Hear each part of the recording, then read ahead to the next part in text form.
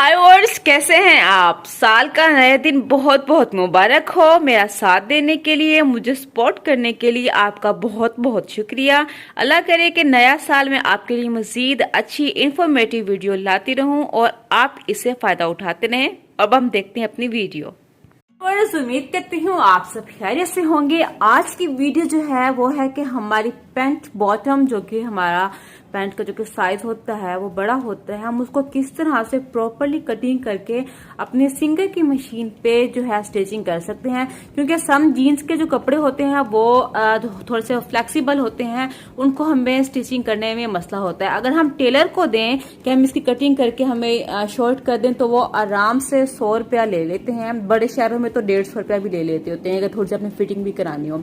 तो आज मैं आपको करूंगी प्रॉपर गाइड। और जिन जिनके भाइयों के जो पड़ी हुई हैं पैंट्स जो बड़ी हैं वो फोल्ड करते हैं, तो उन बहनों को मैं यही कहूंगी कि आप अपने भाइयों की जो है वो लें पैंट्स और उनको कटिंग करें और स्टिचिंग करें अपने सिंगर की मशीन पे, ताकि आप साथ के साथ ही जो आप देखती हैं वो आप ट्राई करेंगी तो आपको कभी भूलेगा भी नहीं और कोई मिस्टेक भी नहीं होगी। इस वीडियो से पहले मैंने एक इस तरह की पैंट थी, इसकी फिटिंग करने का तरीका, अगर यहाँ से खुली हो हम किस तरह से उसको फिटिंग में लेके आ सकते हैं, जो ज्यादा खुली होती है ड्रेस पैंट थी ये, और किस तरह से हम इसको फोल्ड कर सकते हैं, इसकी वीडियो मैं बहुत पहले दे चुकी हूँ। इसका लिंक नीचे डिस्क्रिप्शन में दे दूंगी, आप जाके वो भी पूरा प्रॉपरली देख सकते हैं। अब हम स्टार्ट करते हैं अपनी पैंट की कटिंग कि हमें किस तरह कितना मार्जिन रखना चाहिए, कि हमने जो पैंट की कटिंग और फोल्डिंग का रखना चाहिए, तो प्रॉपर गाइड करूंगी।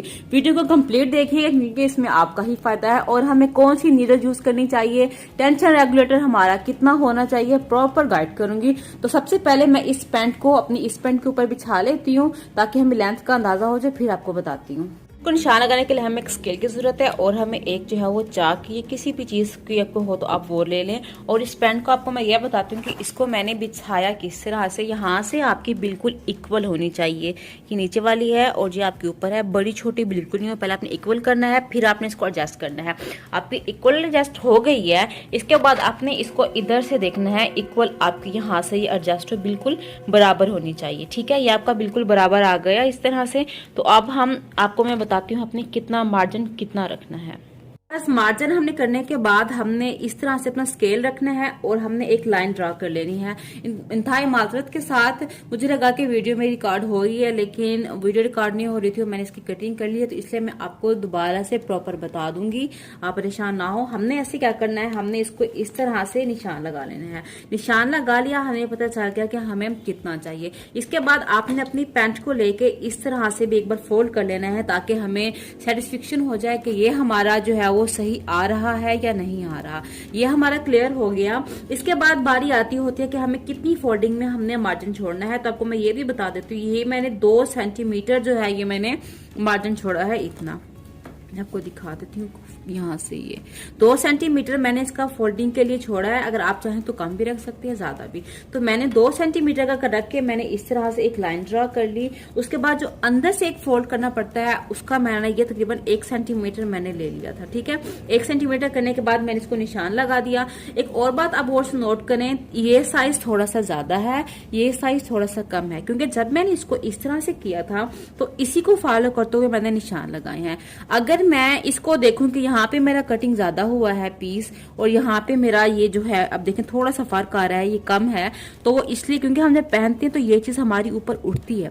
अगर मैं इसके बराबर इसको बराबर कटिंग करती तो ये हमारे से उठा हुआ रहता तो अच्छा बिल्कुल भी ना लगता। तो आपने ये चीज नहीं देखनी कि ये इक्वल, तो हमने ये भी इक्वल काटा है। आपने निशान लगाया, निशान लगाने के बाद आपने इस तरह से उसको हाथ से या प्रेस से आपने इसको करना है। जो आपकी लाइन आए उसको देखते हुए आपने आगे लाइंस करनी है। उसके बाद जो हम अमूमन गलती करते हैं वो ये करते हैं कि हम दोनों की इकट्ठा काट देते हैं, क्योंकि ये जीन्स का कपड़ा थोड़ा सा मोटा होता है। तो आपको यही प्रेफर करूंगी, पहले आप अपनी एक साइड को कटिंग कर लें, इसको उठा लें, फिर नीचे वाली साइड आप फिर कटिंग करें। आपकी ये दोनों साइड कटिंग हो गई। फिर आपने क्या करना है, आपने इसको ऐसे पकड़ना है, फोल्ड किया, फोल्ड करने के बाद स्केल रखना है। स्केल के बाद आपने इधर से वही निशान जो हमने पहले लगाए हैं, आपने वही निशान फिर से लगाने हैं। इसके बाद आपने क्या करना है, अपनी आयरन को आपने करना है थोड़ा सा वार्म। इसके बाद आपने क्या करना है, इसको आपने ऐसे पकड़ के, अगर आप चाहते हैं ना फिनिशिंग वो वाली आए जो हम टेलर से करते हैं, तो वो आपकी फिर इस तरह से ही आएगी। ठीक है, ये हो गया। और इसके बाद ये था हमारा, इसको भी मैंने इस तरह से पकड़ के मैंने फोल्ड कर देना है। अच्छा, मैंने जो निशान लगाया था वो मैंने इतना लगाया था कि अगर मैं फोल्ड करूं तो ये मुझे चाक वाली साइड जो है वो नजर ना आए। ये देखिए क्रीज बन गई है। अब क्रीज बनने के बाद मैंने इसको इस तरह से करना है फोल्ड, ये ऐसे, ये देखें जी क्रीज बन गई। हमने इसको ऐसे करके फोल्ड किया, इसको हमने फिर यहां से करना है इक्वल, ये देखें इक्वल हो गया, फाइनल हो गया हमारा। इसके बाद फिर दोबारा से मैंने इसके ऊपर करनी है आयरन, ठीक है ऐसे, ये हो गया, ठीक है जी, ये मैंने आयरन कर ली है, ठीक है। अब इसके बाद जो नीचे वाला स्टेप है इसको भी मैंने ऐसे ही करना है, ये देखें जी, ये ऐसे किया आपके सामने ये सब कुछ, ये ऐसे, इसको भी मैंने सेम, फिर आपने ना इसको ऐसे रख के ऐसे करना है, फिर वही बात आपने प्रेस करनी है, ये देखें जी हो गया। दोनों साइड से जो निकल रहा है आपने इसको भी ख्याल रखना है बिल्कुल इक्वल आए, ये देखें जी हो गया। अब इसके बाद हमने क्या करना है, अपनी इसको मैंने करना है उल्टा।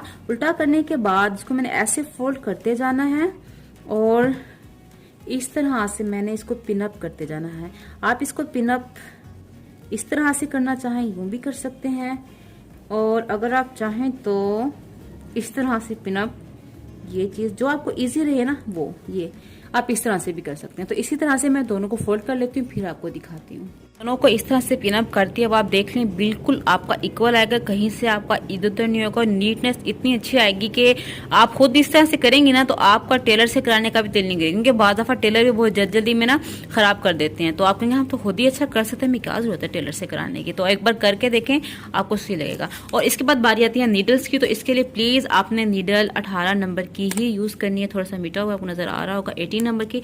तो ये नीडल मैंने करनी है रिमूव और अपनी लगाती हूँ 18 नंबर की नीडल।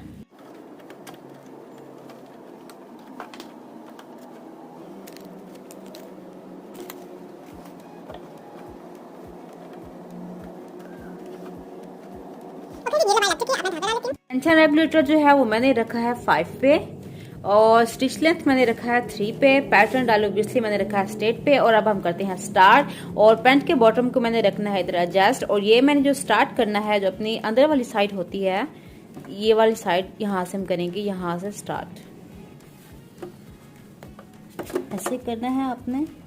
अब ये इतना हार्ड है कि पाँव में मेरा एडजस्ट नहीं हो रहा, तो मैंने नॉर्मल से ज्यादा उठाना है ऐसे, और ऐसे एडजस्ट करना है। और डायरेक्ट आपने हार्ड जगह पे कभी भी स्टार्ट नहीं करना। मैं आपको दिखाती हूँ अभी जो स्टार्ट करूंगी ना, ये जो मेरी हार्ड जगह है, इधर से मैंने तकरीबन 1 सेंटीमीटर आगे से मैं स्टार्ट करी हूँ। इधर से जो हार्ड है मैं यहाँ से नहीं करी, क्योंकि अगर मैं डायरेक्ट यहाँ हार्ड से ही कर दूंगी तो हमें बहुत ज्यादा प्रॉब्लम होगी। पहले हमने स्टार्ट करना है थोड़ा सा आगे से, आप बेशक थोड़ा सा और आगे कर लें, ठीक है, थोड़ा सा आगे करेंगी, ठीक है। फिर मैं स्टार्ट, ताकि मशीन जो है वो हमारी इस कपड़े के मुताबिक रनिंग स्टार्ट कर दे, उसके बाद हार्ड जगह भी आराम से कर लेगी। तो अब हम स्टार्ट करते हैं स्टिचिंग करना। 1-2 स्टेप ऐसे ले लेने हैं आराम से, फिर हमने करना है स्टार्ट बहुत ही आराम से, ये ऐसे, ठीक है। पिने उतारते जाएंगे और स्टिचिंग करते जाएंगे, ये देखिए ऐसे ऐसे। अगर आपको लगे कि फिर भी आपके इक्वल नहीं है, ये भी काफी ज्यादा फ्लेक्सिबल कपड़ा है, ये देखें, तो इसको भी स्टिच करेंगे। अगर आपका ये फ्लेक्सिबल कपड़ा है और आपका स्टिच नॉर्मल फुट से ना हो रहा हो तो बी केयरफुल, आपने जो नीट फुट है आपने वो यूज करना है, ओके। अगर आप इस फुट से, क्योंकि ये फ्लेक्सिबल कपड़ा है, कुछ ज्यादा फ्लेक्सिबल होते हैं, अगर आपके नॉर्मल फुट से स्टिचिंग सही नहीं आ रही तो ये जो इस तरह का फुट है, इसके पहले वीडियो में दे चुकी हूँ, तो आपने फिर ये वाला यूज करना है, इससे आपकी स्टिचिंग ओके आ जाएगी, तो परेशान नहीं होते। हर चीज का ना हल होता है, बस हमें थोड़ा समझदारी से काम लेना होता है। ऐसे इसको अपने आगे करते जाना है और स्टिचिंग करते जाना है, बहुत ईजी। अब ये हार्ड जगह आ रही है, हार्ड की, ये देखें, आप इसको देखें, बहुत तेज आपने मशीन नहीं चलानी, आराम से, ये देखें हो गया। मैं आपको ये दिखाऊंगी ऐसे, ये अब हार्ड जगह आने वाला है, इसको देखें मैं किस तरह से कवर करूंगी। ये आ गया है, इसको अपने पहले ऊपर ले लेना, धागे को नहीं आ रहा तो आप बेशक तोड़ दें, क्योंकि हम डबल सिलाई लगा रहे हैं। अब बारी आती है इसकी, अब थोड़ा सा मैं पीछे से खींचूंगी, थोड़ा सा इधर से मैं पुश करूंगी इसको, ये देखें ऐसे, ये देखें, बस ये देखें अल्हम्दुलिल्लाह हो गया। इसको आगे करें, रिवर्स कर दें, गुड हो गया हमारा। अब इसको बाहर निकालती हूँ फिर आपको दिखाती हूँ। जी हमारा हो गया है स्टिच। आपको मैं यहीं से ही दिखाऊंगी, कोई स्टिच यहाँ से स्किप नहीं हुई। यू कैन सी, आप इधर से भी देख लें। कोई है मसला अक्सर कि जहाँ पे ये सही नहीं आ रहा होता ना, नीडल क्लिप आपने अच्छे से टाइट करना मस्ट है। नॉर्मल फुट से नहीं आ रहा तो आप ये फुट यूज कर लें। और इसके बाद बारी आती है हमारी इस थ्रेड की। आपने इसको बिल्कुल भी कटिंग नहीं करना, आपने इसको बाहर निकाल के इसे आपने नोट कर देनी है।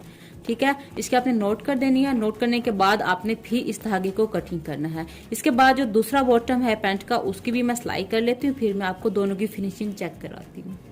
ये देखिए दूसरे को मैं स्टार्ट ही यहीं से कर रही हूँ। अब ये देखिए थोड़ा सा पीछे से दोबारा से दिखा रही हूँ, क्योंकि अक्सर इस पे ना बहुत ज्यादा परेशानी होती है। थोड़ा सा पीछे से खींचना है, हल्का सा आपने आगे से करना है। ठीक है, ये आगे है, इसको ऐसे करना है, बहुत आराम से होना है, कोई मसला ही नहीं है।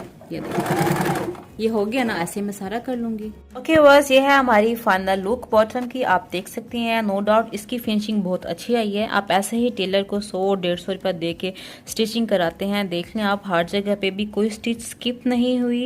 मैं आपको जूम करके दिखा रही हूँ, बिल्कुल ओके आई है, देख लें आप। और आपको मैं ये भी दिखा देती हूँ दूसरे वाला, ये देख लें आप, कोई स्टिच इसमें स्किप नहीं हुई, बिल्कुल ओके और परफेक्ट इसके रिजल्ट आए हैं। सारा कमाल होता है आपकी नीडल्स का और आपके फुट का। अब आपने देखे, अगर आप 16 पे करते शायद हो जाता, कहीं पे स्किप करती, लेकिन आपने 18 नंबर्स की नीडल्स लगाई है, अच्छा आ गया। मजीद फ्लेक्सिबल क्लॉथ है, स्टिचिंग नहीं हो रही, तो उसके लिए आपने यूज करना है अपना ये वाला फुट। ठीक है ना, तो आपसे इसकी तो ऑटोमेटिकली आ ही जाएंगी फिनिशिंग अच्छी। तो उम्मीद करती हूँ आपको मेरी ये वीडियो अच्छी लगी होगी। अगर अच्छी लगी हो तो लाइक कीजिएगा और अपनी मशीन का भी खास ख्याल रखें, क्योंकि वो हमारे लिए इतनी अच्छी सहूलत प्रोवाइड करती है। तो हमारा भी फर्ज बनता है हम अपनी मशीन का ख्याल रखें, क्योंकि अपनी मशीन का ख्याल रखेंगे तो आपके भी ये वर्किंग आती रहेगी, अच्छी देती रहेगी। अगर आपको अच्छी लगी हो वीडियो तो लाइक कीजिएगा, बाकियों को शेयर कीजिए ताकि वो भी इससे फायदा उठाएं। मुझे अपनी दुआ में याद रखिएगा, ताकि ऐसे ही मैं आपके लिए अच्छी अच्छी वीडियोस जो हैं वो लाती रहूं और आपसे दुआएं लेती रहूं। अब आपसे मैं चाहती हूँ इजाजत, मिलूंगी नेक्स्ट वीडियो में, तब तक के लिए अल्लाह हाफिज।